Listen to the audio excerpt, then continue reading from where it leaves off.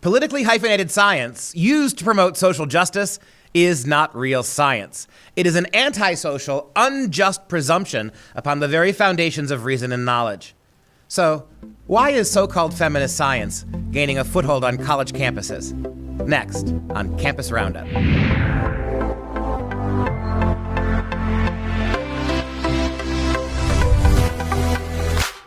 Hi, I'm Dr. Duke, and this is Campus Roundup at the College Fix. Our top story segment this week focuses on the wacky world of feminist science and addresses the new push by feminist academics to politicize science, that is to say, subordinate it to the imperatives of social justice advocacy. Courses in ecosexuality, cultural math, feminist biology, and green chemistry are popping up on campuses across the Western world. To discuss his articles about feminist science and ecosexuality, we welcome William Nardi, a political science major at the University of Massachusetts, Boston, and a contributing journalist at the College Fix. Will, to those outside the academic bubble, all of this is just laugh-out-loud bizarre. Give us some background on your recent article about social justice science. Well, first, thank you so much for having me. Like I was saying earlier, I didn't intend to become an expert on this subject, but it just happened that this is what's going on the campuses. And you're right, it's absolutely insane. But the two stories we have here today are first the social justice science, which is a advocacy program that's happening at UCLA, or excuse me, UC Santa Cruz, where they are advocating that the methodology of science be changed, taking into consideration what the effect is, meaning they want you to choose what the outcome is of the experiment before you do it, because you need to placate to some guilt complex that you're supposed to have about being privileged. You know, that amazes me because it sounds a lot like what's happening in climate science, right? This idea that data only matters if it proves what we want you to prove. And that's a dangerous game. We saw it first with climate science. We've seen other professors racialize science. We have an engineering professor at Purdue University. She's the chair of the department, for instance. And she makes the argument that her primary purpose as the chair of the engineering department at Purdue is to make sure there are far fewer white males in engineering. Not sure how that's going to build better bridges. The other thing is, talk about that article before we move on to the second one. The group that's pushing this is a group called, and I kid you not, Free Radicals, right? Free Radicals. Talk about Free Radicals for a moment, Will. Well, Free Radicals is a group of socially just scientists, as they call themselves, and their goal is to, I guess, balance the field with some Marxist undertones and I guess, imbalance what has been male-dominated assumptions within science throughout history. Well, I know for a fact that when I was doing chemistry, my Bunsen burner reacted quite differently if I was using it as opposed to the woman standing next to me. But here's what I love about the Free Radicals. They call themselves, quote, and you can't make this up, they call themselves, quote, a collective that envisions an open and responsible science that works towards progressive social change. Now let that one sink in again. They're a collective, number one. So we immediately think of Woodstock. They're a collective that wants open science. In other words, science should be open to their politics before they're open to scientific reality. Does that about sum it up? Yeah, and moreover, I mean, they want to enforce global change. These people are absolutely globalists, and if you look into the description of the other departments that were sponsoring it, they are on this like global mission to equalize the planet. It was just terrifying. Well, how do groups like this that have no academic standing, they're not campus groups, how in the world do universities allow them? I mean, there's no way in the world they would allow some group that was dedicated to using science to verify creationism. If we have a collective here, right, we can call it the Koresh Collective, and our job is to use the science, right, to legitimize creationism. Never in a million years would that be allowed on campus. Why do these free radicals get to have this kind of input in what's going on at University of UC Santa Cruz's science department? Who gives them that in? Well, and this is the thing. It's like just these most recent years, this is where the social sciences are now attacking the hard sciences. And somebody was actually just telling me, and I looked this up, since the 2010s, there's been what's called a replication crisis, where we can no longer replicate the results of experiments because the methodologies have been changed because of experiments like this, what they're trying to advocate for. So now we're having thousands upon thousands of social psychology and social science studies that nobody can replicate, because they're just doing it so that they can gain more power for their political ends. That's a great point. And if you're watching this at home, be very, very frightened. It's one thing when a group of sociology professors forces English professors to turn Shakespeare into an exercise in feminist transgenderism. That's one thing. Right? That's not going to stop the wheels of the engine of progress from moving forward. But now the very method of science is being undercut by a message. The message dictates the method, right? The message dictates the method.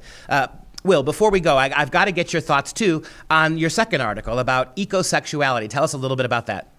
Oh gosh. All right. Well, this one was an article I did a little earlier, and man, I just get the most bizarre stories, don't I? where this woman apparently is having sex with nature, and she's got videos of herself online. This is a professor of herself, like, humping rocks and, like, rubbing herself with mud. And, oh my gosh, I can't believe I even had to see this stuff. It was crazy. And I'm thinking to myself, wow, I guess this is what we're teaching our students these days. I mean, you know, there's no bounds anymore. There's no morality. Everything is relative. But my question is, how is she getting consent from the tree? I was thinking the exact same thing, right? Did she get tree consent? And this idea that she's forcing herself on innocent rocks and mud puddles, this really ought to concern. I mean, if you're one of these Mother Gaia people, right? Who asked her? Who got her permission for this? I guess if you're a feminist professor, you don't have to ask, right? You get to tell. Before we let you go today, Will, I've always thought this is an interesting question. We're seeing now, I think, consequences of things that have been going on for a while. For a long time now, humanities programs, social sciences programs, they felt sort of marginalized by the power of science, right? They felt sort of off their game because science was so dominant. You are a political science major, and I remember thinking to myself for the last 20 years, political science, really? Is there a bunch of historians walking around in lab coats now with stethoscopes? Isn't political science just basically the history of politics? And isn't the fact that political science felt the need to brand themselves that way, isn't that sort of a tip of the cap to the power of science that's now being unwritten by social scientists?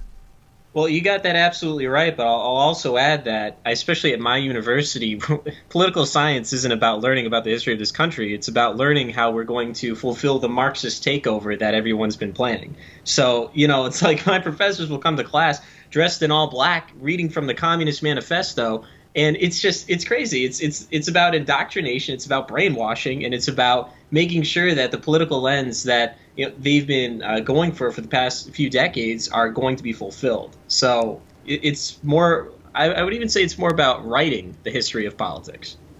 Well said. And I don't want to put ideas in their head, but maybe the political science professors need to get together and call them and change their name, the political social justice professors, because science now is tainted, of course, with white supremacy. William Nardi at the University of Boston, Massachusetts, Boston. Thank you very much for your time today. To hear more from student reporters like William, follow the College Fix on Twitter and Facebook.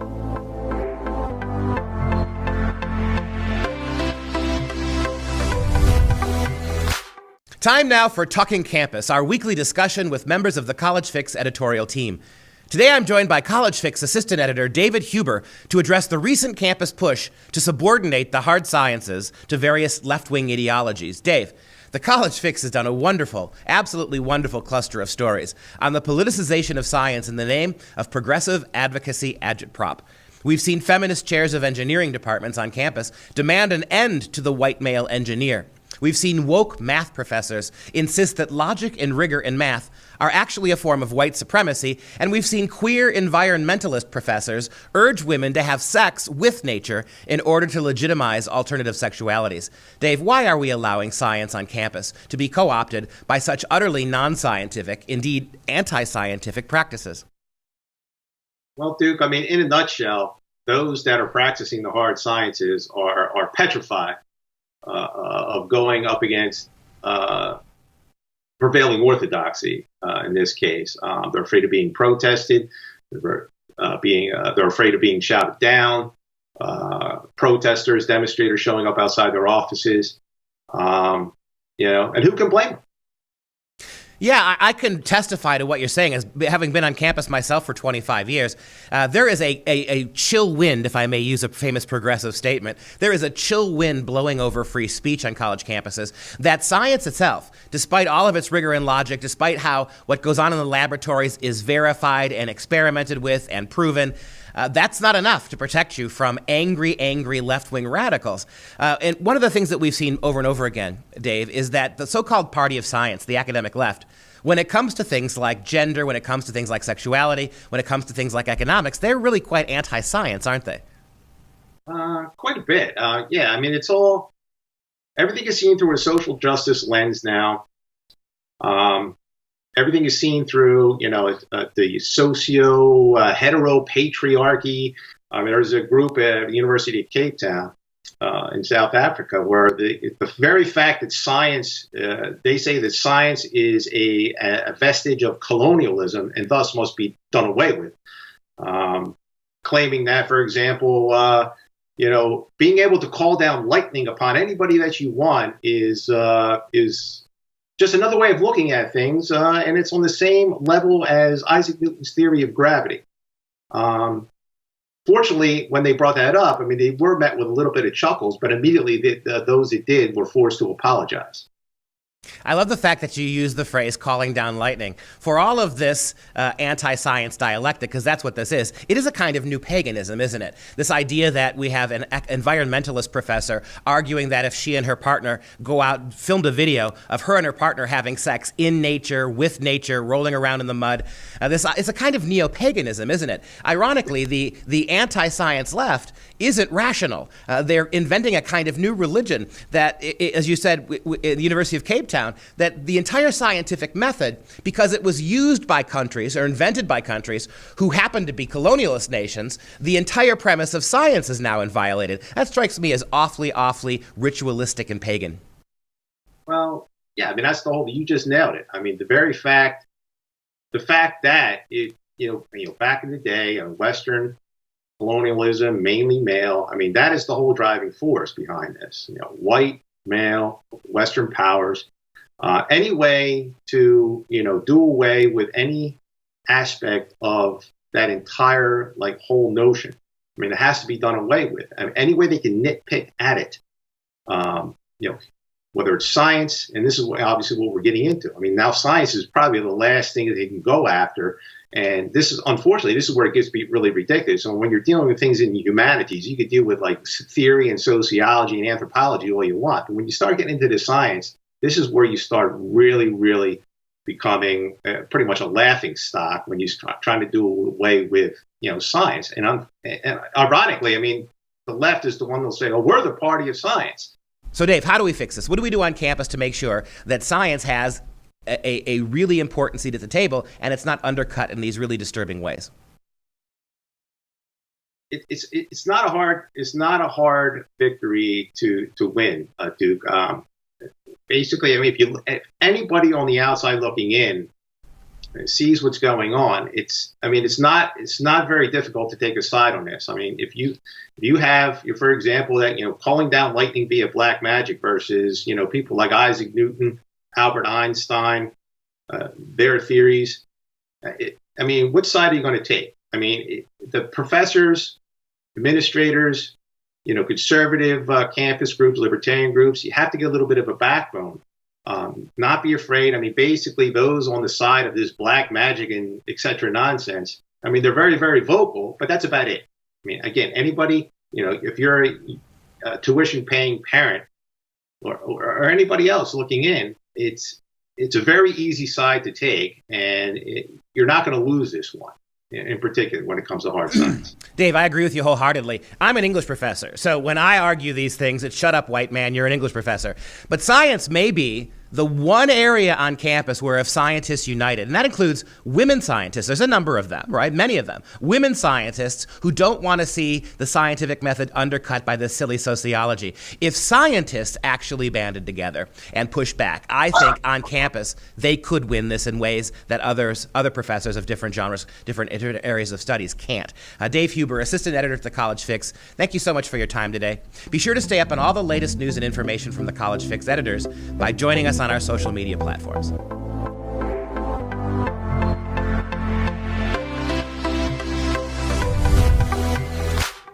As the College Fix has chronicled, across America's campuses, feminists, enviro-feminists, trans-feminists, enviro-trans-feminists, and anarcho-fem-trans-environmentalists are all hectoring actual scientists and bullying serious programs in the hard sciences to subordinate logic, reason, and the scientific method to the diktats of often scientifically ignorant academic feminists.